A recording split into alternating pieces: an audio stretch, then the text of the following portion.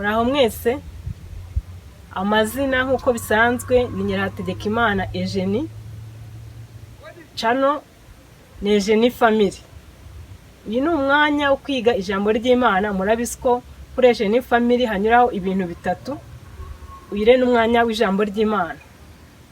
Turarebera hamwe mu gitabo cya Rusi wera ku gice cya mbere kugeza ku gice cya 4, ariko nk'uko mubizi ntago njya nsoma, ahubwo mbabwira amagambo arimo, namwe mugafata Bibiliya tukagendana.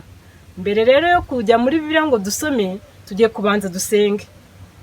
Turagushimye Data twese uri mu ijuru, tugushimiye uburyo uri Imana ikiranuka, izina ryo ni ntabwo cyubahiro. Tukwishyize imbere abana bawe, turagusaba kugira ngo tuyoborwe nawe, ijambo ryawe tugiye kwiga rigira icyo rimarira ubugingo bwacu, kandi gusobanura kwawe mu izina rya Yesu, amen. Mu gice cya mbere batubwira ko mu minsi y'abacamanza, mu gice cya Rusi nk'uko nawe babwiye, inzara yateye mu gihugu i Betlehemu y'Ubuyuda, nuko umugabo Elimeleki n'umugore we Naomi barasuhuka bajya i Mowabu. Icyo gice ugikomeje ko turi bugere mu gice cya 4, batubwira ko bageze i Mowabu barahatuye bahamara imyaka 10. Ariko muri iyo myaka 10 Elimeleki yaje gupfa. Amaze gupfa, abahungu be Maharoni na Kiriyoni bashaka abagore. Umwe ashaka Rusi, undi ashaka Orupa.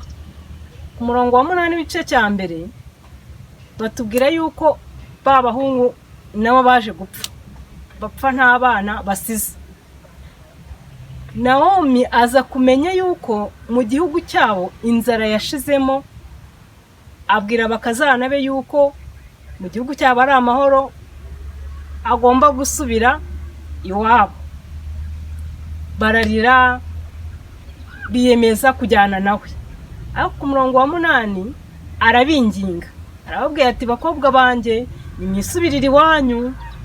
Abasobanura ubuzima bubi bashobora guhurirayo bagezeyo. Orupa aramusoma, aramusezera, yisubirira iwabo. Ariko Rusi amunambaho, aramubwira ku murongo waho wa 15, winyingingira kugusiga no gusubirayo, kuko aho uzajya ariho nzajya, aho uzarara niho nzarara. Imana yawe niza Imana yanjye, ubwoko bwawe nibwo buzaba ubwoko bwanjye. Nihagira ikintandukanya nawe kitari urupfu, Uwiteka azabimpore ndetse bikabije. Rusi anambye kuri nyirabukwe. Tukomeje ku gice cya 2 n'igice cya 3 batubwira uburyo bagezeyo, ukuntu ubuzima bwaje kugenda. Mu gice cya 3 harimo uburyo Naomi yagiriye inama Rusi kujya mu murima wa Bowazi. Mu gice cya 4 batubwira uburyo Bowazi, igihe umucunguzi wa bugufi yari yabyanze, yiyemeje gucungura ibyari iby'abahungu ba Elimeleki bose. Aho ngaho rero uko Rusi yanambye kuri nyirabukwe, yaje kuhabonera igisubizo.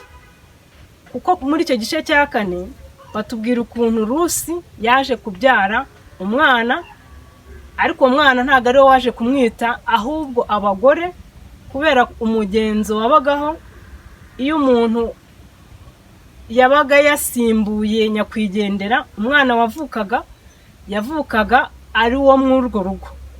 Ni ukuvuga ngo rero umwana Rusi yabyaye kuri Bowazi bamuhaye Naomi, aba ari we mushyira mu gituza cye aramurera. Abagore rero baraje bamwita izina, bamwita Obedi. Obedi rero batubwira ko ari se, ari we ukomokaho Yesayi. Yesayi ukomokaho wabyaye Dawidi. Dawidi mu gisekuru cya Yesu, Yesu mwene Dawidi. Ni ukuvuga ngo Rusi kunamba kuri nyirabukwe, akemera guta imana zabo basengaga ibigirwamana, yaje gukomokwaho n'umwami Yesu. Ni nk'igihembo yahawe. Hari igitekerezo nawe nucyumva urasanga hari ukuntu Imana ijya idusubiza. Tujya dusenga Imana ikadusubiza ariko ntitubimenye. Akenshi dusubiriza muri bagenzi bacu. Igitekerezo kimwe ngo hari umusore mwiza cyane, arazinduka mu gitondo agenda yihuta, aravuga ati nshaka kujya kureba Imana nkayibaza impamvu yangize mwiza ariko nkabura umugore. Aragenda ahita kubitana n'intare. Remose iti ko wirukanka amasigamana ugiye he? Ati ubu ngubu ngiye ku Mana, ngiye kuyibaza impamvu yangize mwiza ariko ntime umugore. Iramubwira iti nanjye mbarize iyo Mana impamvu yankize ku isi ariko ntime ibyo kurya. Arihuta ahura n'igiti cyumye kitagira ibabi na rimwe. Igiti kiti se ko wihuta cyane ugiye? Ati ngiye ku Mana kuyibaza impamvu yangize mwiza cyane ikanyima umugore. Igiti kiti nanjye umbarize ni impamvu ki ntabasha kugira amababi nk'ibindi biti ngo nere n'imbuto nk'ibindi biti uyimbarize. Arakomeza cyane ahura n'umukobwa mwiza. Aramubaza ati se wa musore mwiza we uri kujya he? Ati ngiye ku Mana kubaza impamvu ki yangize mwiza ariko ikanyima umugore. Umukobwa arayibwira ati nanjye mbarize iyo Mana ni impamvu ki yanyimye umugabo.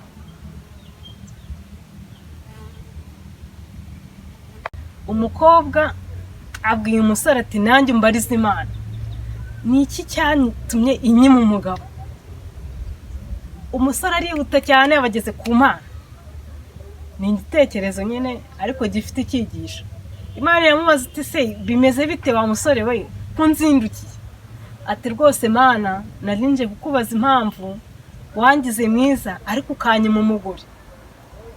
Ati nibyo gusa? Ati oya hari n'abandi bampaye ubutumwa. Ati bumbwire.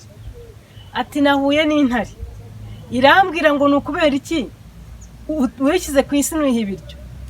Imana yamubwira uti nugera ku ntare uyibwire ngo nubona umugabo w'ikigoryi akugezeho uzahita umurya. Ati ko n'igiti nacyo cyantumye avuga ubutumwa bw'igiti. Imana iramubwira uti nugera ku giti ukibwire ngo umuntu ufite ubwenge azagufate aguteme akujugunye arandura imizi yawe kuko muri wowe munsi harimo zahabu. Zahabu ikurimo niyo ituma imizi yawe itabasha gushora ngo were. Uwo muntu afate zahabu akire amererwe neza. Umusore ati oya atari n'umukobwa wantumye. Ati rwose ubutumwa bw'umukobwa nabwo bumbwire. Ubutumwa bw'umukobwa arabuvuga. Imana yamubwira iti rero nugera kuri uwo mukobwa umubwire ngo umusore mwiza uzabona kugezeho uzamubwire akugira umugore. Umusore abarihuse uko uwo yasorejeho niwe yahingukiyeho. Yahingukiye ku mukobwa. Umukobwa barishimye cyane ati Imana ikubwiye ngo iki? Imana yambwiye ngo umusore mwiza uzabona aguhingutseho uzamubwire akugira umugore. Umukobwa ati rero nta wundi musore mwiza mbona ni wowe ndi kubona, ubwo ni wowe ntegereje ko umbera umugabo. Undi ati oya. Ati ntabwo ndarangiza ubutumwa. Ati reka ngere no ku giti. Aragenda ageze ku giti abwira igiti ati umuntu ufite ubwenge azaza aguteme acukure munsi harimo zahabu agenda akire amererwe neza. Igiti kiti rero ni wowe muntu ngezeho, reba uko ubigenza ukuremo izo zahabu. Ati oya. Ati ntabwo ndarangiza ubutumwa. Ati reka ngere no ku ntare. Aragenda ageze ku ntare. Intare iti ubutumwa bwanjye bumeze bute? Ati Imana irambwiye ngo nubona umugabo w'ikigoryi udafite ubwenge uzamurya. Intare ihita imurya. Birangiriye aho ngaho. Birangira ubutunzi abubuze n'umugore amubuze. Ubwo ngubwo umuntu abapfuye gutyo. Hari igihe rero Imana ijya idusubiza mu nzira zigiye zitandukanye. Ibisubizo by'Imana tukabibona ariko ntitubimenye. Ndibwira ko abantu mwankurikiye nubwo ari igitekerezo mwabyumvise. Ese buri kintu cyose gifite umumaro cyari cyabonetse.